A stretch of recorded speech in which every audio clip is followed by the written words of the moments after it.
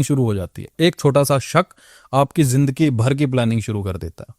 सो comparison कभी मत करो, ठीक है, शक कभी लेके मत आओ।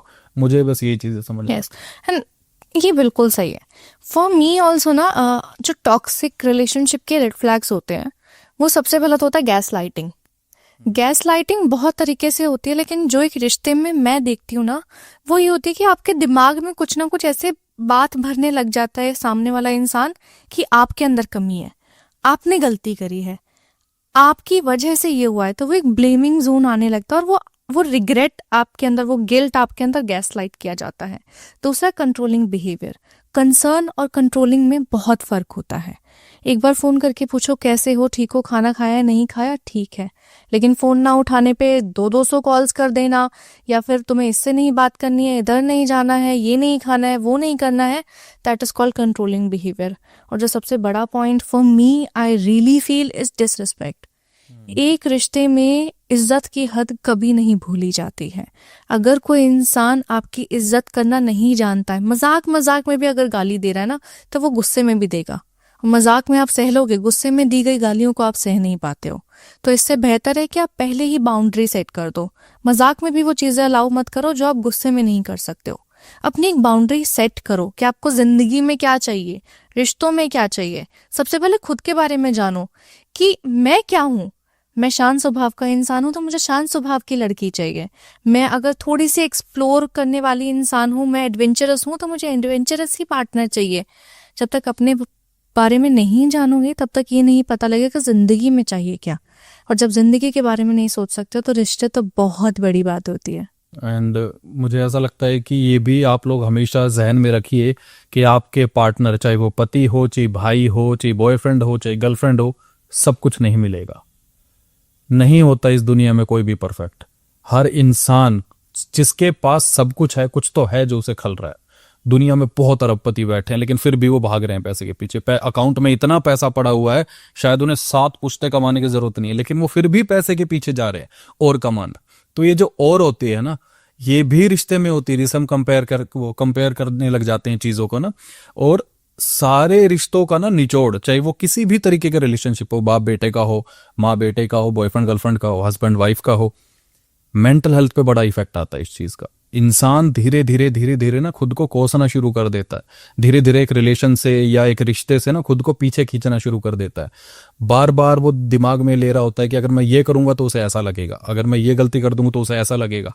वो ना चाहते हुए भी वो फन फैक्टर खोज, कई बार ऐसा होता है कि हम छोटी छोटी गलतियों से भी रिश्ते में मजाक मस्ती कर लेते हैं, होता है ना। तो हम वो गलतियां करना ही छोड़ देते हैं।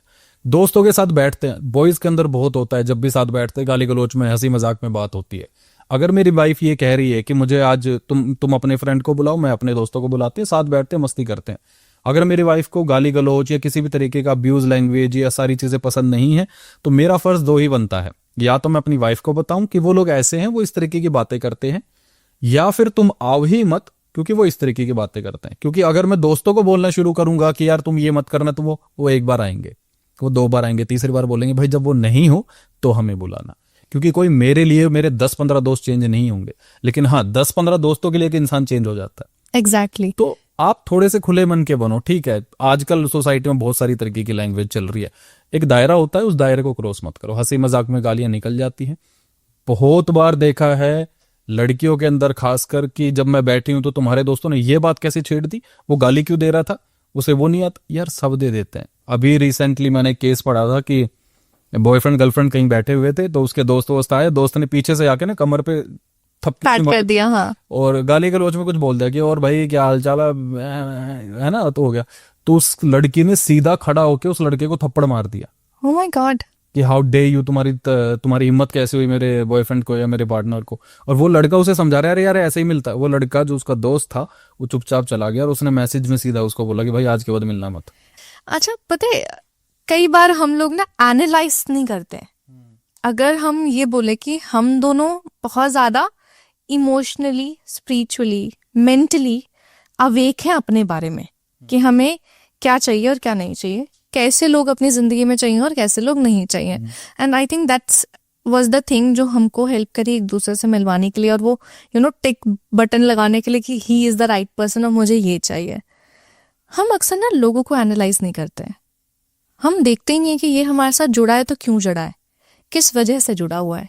एंड आप यकीन मानो, आपकी जिंदगी में हर रिश्ता एक वजह से आपके साथ होता है।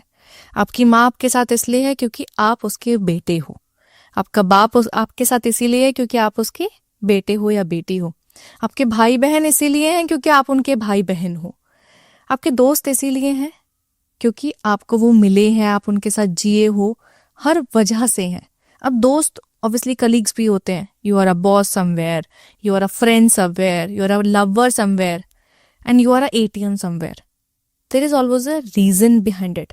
तो एनालाइज करो कि यार मेरे साथ ये बंदा क्यों आया है, इसको मेरे से क्या काम है, मेरे से क्या फायदा है। जिस दिन आप ये सोचने लग जाओगे ना, तो आपको खुद पता लग जाएगा यार ये मेरे साथ इसलिए जुड़ा हुआ क्योंकि मेरा या तो ओहदा बड़ा है, या मेरे पास पैसे बड़े हैं, या फिर मैं इसका इमोशनल सपोर्ट बहुत अच्छा हूँ। जिस दिन पता लग जाए ये रीजंस हैं, तो अपने माइंड में वो रखो, बिकॉज वो टेम्पररी रिलेशनशिप्स होते हैं। और जिस रिश्ते के लिए आपको वजह ही ना मिले ना कि मेरे साथ क्यों है, वो रिश्ते आपके अपने होंगे। तो वो एक फाइन लाइन, एक फाइन बाउंड्री क्रिएट हो जाती है कि आपको किस इंसान को किस हद तक रखना है। कुछ भी करने से पहले सोचो, किसी इंसान को अपनी जिंदगी में लाने से पहले सोचो, कुछ बोलने से पहले सोचो, कुछ कहने के बाद सोचो, कुछ देखने के बाद सोचो, और कुछ सुनने के बाद सोचो। हमेशा आंख बंद करके भरोसा नहीं करना है, आंख बंद करके प्यार नहीं करना है, आंख बंद करके किसी की हेल्प नहीं करनी है। बिकॉज एक बहुत थिन लाइन डिफरेंस होता है हेल्प करने में और यूज्ड हो जाने में। आप बहुत साफ नीयत से लोगों की मदद करते हैं, लेकिन लोग, ये जो दुनिया है ना यार, ये बहुत गंदी दुनिया है, वो आपका फायदा उठा लेती है। वो नहीं समझते कि आपकी नीयत क्या है, वो अपने फायदे से आपके साथ जुड़ी है। तो सोचो। एंड मुझे ऐसा लगता है ना कि इस दुनिया में खुश वही है जिसको किसी से कोई उम्मीद नहीं है, बिल्कुल है ना। तो उम्मीद मत लगाओ किसी से भी कि मुझे ये हर चीज दे देगा। मैं हमेशा ये बात कहता हूँ कि वो रिश्ता सबसे प्यारा होता है जिस रिश्ते में एक इंसान को पता है, और वो इंसान कोई भी हो सकता है टाइम के अकॉर्डिंग, जिस रिश्ते में एक इंसान को पता है कि चुप कब रहना है। एक इंसान गुस्से में हो सकता है, दूसरा भी गुस्से में आएगा, लड़ाई होगी। एक इंसान चुप बैठा है, दूसरा भी चुप बैठ जाएगा, लड़ाई होगी। एक इंसान हंस रहा है, दूसरा भी हंसेगा, लाफ्टर ही आएगा। चीज को समझो कि एक सेम इमोशन से क्या क्या चीजें क्रिएट हो सकती है। हमेशा उम्मीद कभी किसी से मत लगाओ कि मैंने उसके लिए कर दिया तो वो भी मेरे लिए करे। मुझे सरप्राइजेस बिल्कुल पसंद नहीं है। अगर मेरा कोई बचपन का यार भी बेवजह या बे किसी टाइम या बिना बताए मेरे घर की डोरबेल बजा देगा, तो हेलो की जगह मैं यही कहूंगा, साले तू आया कैसे। तो मुझे नहीं है सरप्राइजेस पसंद, और ये सबको पता है। बट लवली को बहुत ज्यादा सरप्राइजेस पसंद है। ये हमेशा बोलती है कि मुझे ये चाहिए या ऐसा चाहिए, कभी ऐसा प्लान करेंगे तो ये हो जाएगा। बट मैं करता हूँ इनके लिए। ऐसा नहीं कि मैं अपना मन मार के बैठ जाऊँ, मुझे नहीं तो मैं करूंगा ही नहीं। कई बार आपको कुछ देना भी पड़ता है रिश्ते को निभाने के लिए, हमेशा नहीं,